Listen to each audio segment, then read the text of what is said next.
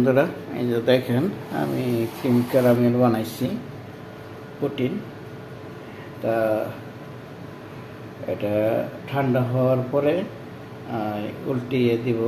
তা cream caramel সবাই জানেন যে ক্রিম ক্যারামেল কীভাবে তৈরি করতে হয়।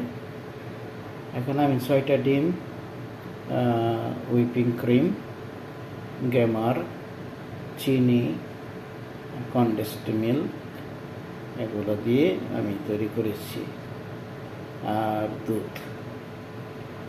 এইগুলো দেখেন এখন ঠান্ডা হওয়ার জন্য আমি ফ্রোজেন করব, নর্মাল ফ্রিজে রাখবো। তারপরে এটা আগামীকাল পার্টির জন্য এটা খাওয়া হবে। যখন প্লেটে দেব এই অংশটুকু নিচে চলে যাবে, নিচের অংশটুকু উপরে আসবে। তখন ওই চিনি যে